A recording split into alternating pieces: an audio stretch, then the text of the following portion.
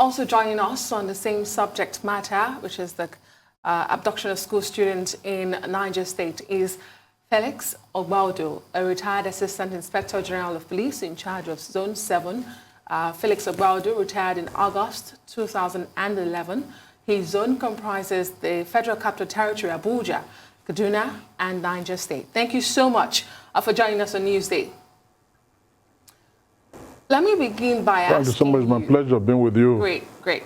Let me begin by asking you, given that you're a retired AIG, Assistant Inspector General of Police, in charge of zones including Niger State, I suppose you have an understanding of the terrain in Niger State. So help us understand, give us a broad understanding of how these abduction, this scale of abduction are even possible, where dozens, sometimes hundreds of students are taken away from their schools by bandits.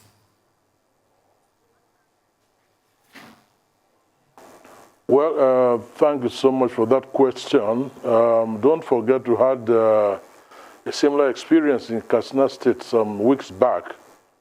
And all of these confirm the poor state of security in the country in terms of manpower of security operatives.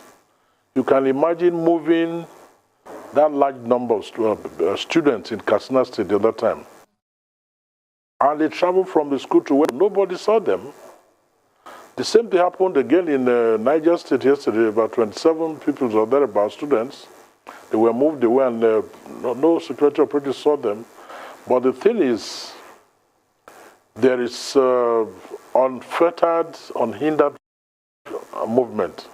So that's why it's very easy for them to just abduct pupils or students and escape with them to where they want to keep them. And the next thing they start demanding for ransom. So it's just the freedom.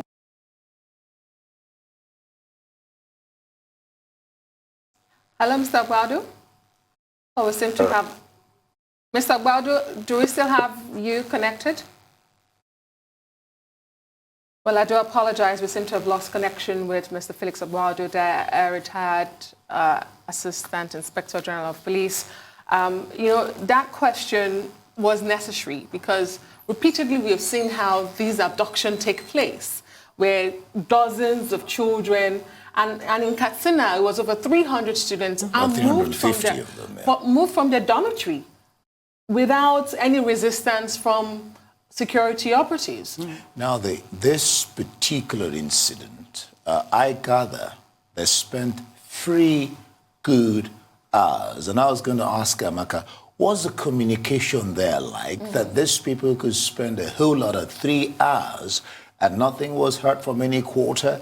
The one that happened in Katsina, you had about 350 of them. They came with motorcycles. But this one, I gather that the people came with their foot. They came on foot, flashing torches. The student who escaped, I was going to ask her about that, flashed his torch, and then they put off their own, and then they came into the hostels, you know, took these kids, then went out. Okay, I'm learning that FELIX is back. Glad to have you back, FELIX. Now, you mentioned the 350 students or thereabout that were kidnapped in Katsina. The question is, you being a security person, shouldn't our security agencies have wised up by now to the tactics of these people? What's missing? I think the missing thing is this. The inability of the citizens who live around those areas to pass information to security agencies. And like I've always said, security presence is grossly inadequate in this country. That is why these guys could move freely like that, unhindered. Nobody could intercept them. They left the schools and took the children away. 344 of them in Katsina State. Then just yesterday also in Niger State, 27 people, students. So I think we really need to sensitize members of the public too. You know, like I've always said, this advert on NT, which says that if you see something, say something. And I also add, if you hear something, also say something. We need to sensitize members of the public. because the presence of security agencies is nothing to write to me about. They're not just available, they're not there, there are not many. And don't forget, we spend so much time, resources, some of these guys are attached to high-profile members of the society. Instead of emphasizing collective security, we're more interested in giving maybe 5 or more security operatives to one senator, for instance. You can imagine in Niger State there, the question is there no police station around that place, around in the community where these children were taken away from? Then from that school to where they were taken to eventually, where they are being kept right now, unknown to us, are there also no other police stations over there? Are there no other security operatives operating in all those areas? So this is the huge lacuna, security lacuna that is fueling all of these embarrassing situations, honestly. You brought up, did you want to... I was going to follow up. Yeah, so it's a lacuna. Now, when you have a lacuna, you start solving it. Yes. It's one thing to know a problem. You're halfway to solving it. It's another thing to take action to solve the problem. Yes. Now that we know there's a lacuna, what do we then do? Aside what you've talked about, people sensitizing the security agencies that something like this. So what do we do? What should the government be doing, both at the federal level, the state level, and of course the local government level? Well, like I said, first and foremost, we need to increase the strength of the security operatives. The United Nations ratio, it's 1 police officer to 400 men. Here in Nigeria, we're a far cry from that number. So we need to get more officers, train them, motivate them, equip them, and be able to monitor what happens. They'll be all over the place. And of course, providing security does not necessarily mean what the officers see with their eyes. There are so many other ways, technology-based, that environments, communities, highways can be monitored, So we need to put all of those in place too. Okay, I'm glad you brought that up because also when you hear about, we heard from Amaka Okoya, correspondent on the ground, about how they came in military fatigue and then they plan to leave in uniform. They're clearly using their intelligence. But speaking of the members of the public, it's apparent from the figures that this matter of banditry is on the increase. You see, between January 11th and the 17th alone, you have attacks in Zamfara and Kaduna affecting over 1,000 people, with over 600 of them being women and 248 children. Now, this earlier, I'm not sure when this was, but the Minister of Defense made a statement as regards the public to say that they were being cowardly, that they should stand up and face them. What is your sense of that? Because some would say he owes members of the public an apology for that statement. In all honesty, when I heard the Minister of Defense make that statement, I felt very bad. How do you want members of the public to confront armed bandits with their bare hands? As far as I'm concerned, that's a suicide mission. That's suicide mission. With your bare hands, you cannot confront somebody who's armed. Unless you just want to kill yourself. That doesn't make sense to me. What we need to do is to... Hello? Yes. Yes, go ahead. Hello? We can hear you, sir. Yes. So I think that, yes. Asking people, members of the public, to defend themselves with their bare hands when bandits were armed with sophisticated weapons attacking them, that's a suicide mission. I don't subscribe to that at all. Okay. And of course, that speaks volume about some of the issues we'll be raising, that security agencies, they are overwhelmed, situations beyond them. So like I said, increase the numbers, increase their presence, that they can monitor and see what's going on and be able to nip it in the bud. Okay. No group has yet claimed responsibility for the Kagara abduction. We'll go on a quick break. When we return, we'll discuss some more. Please stay with us.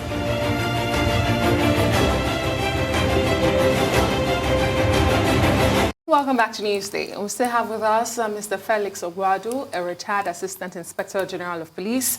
He was in charge of Zone 7, comprising the Federal Capital Territory, Kaduna, as well as Niger State, where there has been abduction of school children in Kagara. Thank you so much for staying with us. Let me ask you... it's my pleasure. Thank you. No one has claimed responsibility for this abduction. However, the government says these were bandits.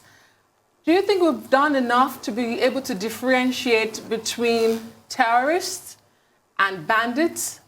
Are we able to differentiate if these are not members of the Boko Haram who are infiltrating other parts of the country under a different nomenclature? Well, if you ask me, it's a matter of semantics, because they're doing the same thing. Whether you're a bandit, you're a terrorist, you're a Boko Haram, they're all disrupting society, engaged in very heinous crimes. So that's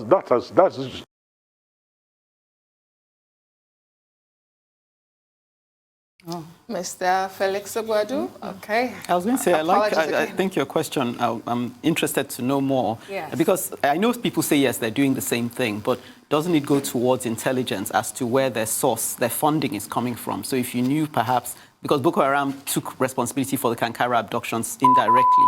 So if you know that they're all linked, then you can trace the funding, and somehow that can help you understand their method of operation. That's my thinking anyway. It's also the ideology of the Boko Haram sect that has said education is a sin, Western education is a sin, and we say there's a tax basically on education, on schools. Okay. And the schools are shut, and whenever they do open, sometimes the children are reluctant to return. So can we also say this is a problem, is a factor we should be looking at? Interesting. Yeah, actually, Amnesty International says the government should do something about this fast, that this is a real attack on education. You know, when you get school short, what you have raised, not just even the students, the parents are afraid to take their wards back to school because of the danger they're experiencing. So it's really an attack on schools and something. And of course, like the FELIX OGBAUDU said there, it's interesting when he's used the word semantics. It made some good sense because it all boils down to, like you said, disrupting the society, kidnapping, killings, they're doing one and the same thing. And so the most important thing here is whether they're bandits, whether they're called Boko Haram, whether they're called kidnappers, is to be on top of their game. Security agencies, the government, get them and make them pay for disrupting the society so others can learn a lesson. Because when punishment is not meted out, people get emboldened to continue to perpetrate their dastardly acts because they believe that nothing is going to happen afterwards. No consequences for the actions. Yes. I wonder if we have Mr. FELIX OGBAUDU back with us.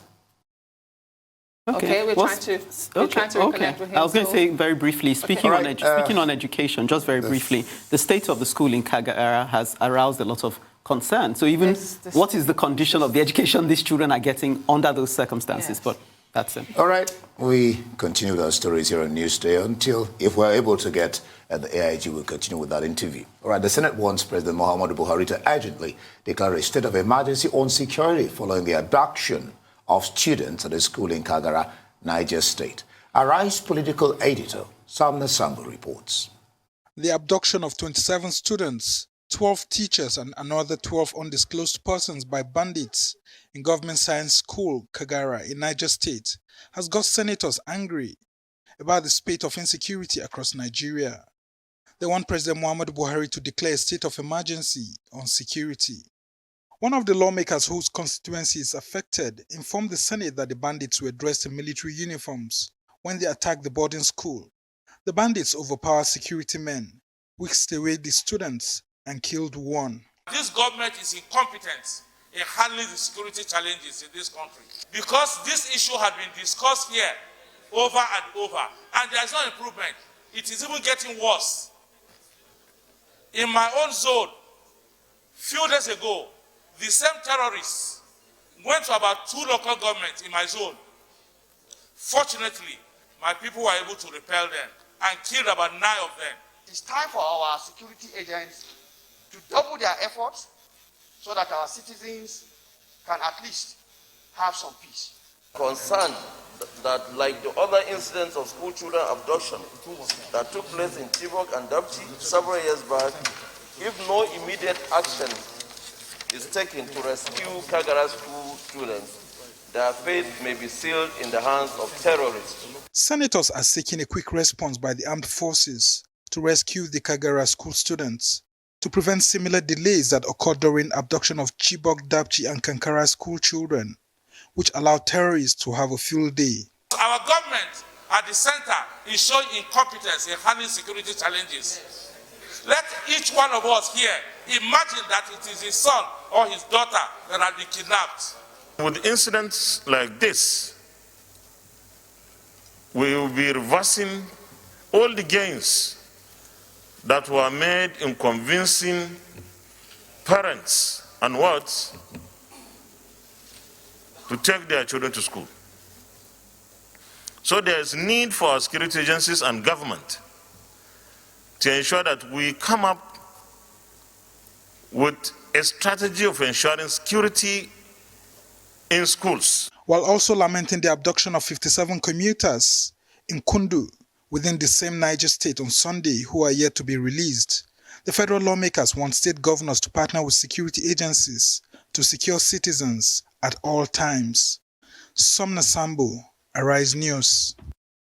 Okay, it's good to have you back, Mr. FELIX OGBAUDU. Sorry we lost contact with you earlier. So we just want to take up from where we left off. We were talking about I know you said it's a matter of semantics, but there was a connection my colleague drew between the fact that Boko Haram's, you say, method of operation, or what their motto was, they were anti-education. And we see that there are constant attacks against educational establishments. So does that go towards helping us understand where they'll strike next? And then I just sort of tagged onto that, the state of the schools themselves don't inspire confidence in people that any worthwhile education is going on under their roofs. But please go ahead.